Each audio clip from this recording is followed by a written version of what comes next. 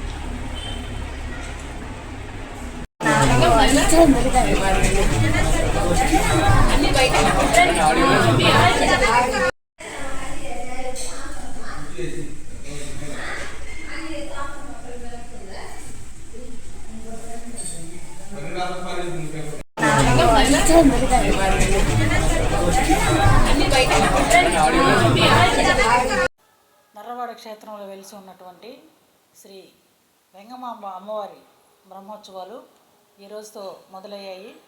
ఉదయాన్నే అంకురార్పణతో ఈ కార్యక్రమాలను మొదలుపెట్టాం.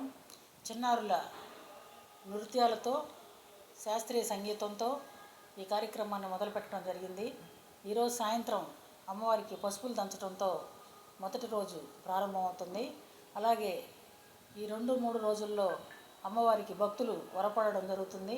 అదేవిధంగా ఈ చుట్టూ ఉన్న గ్రామాల్లోనూ వడ్డుపాలెంలోనూ అమ్మవారి రథోత్సవము, ఆ తర్వాత బుధవారం రోజు ప్రధాన రథోత్సవం మరియు అమ్మవారికి విశేషంగా కళ్యాణం జరుగుతుంది.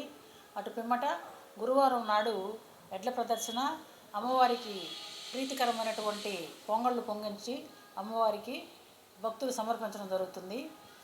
కాబట్టి ఈ 5 రోజులు జరిగేటటువంటి ఉత్సవాల్లో భక్తులు విరివిగా పాల్గొని అందరూ కూడా అమ్మవారి కృపకు పాత్రులవుతారని ఆశిస్తున్నాం. ఇదే అందరికీ మా ఆహ్వానం.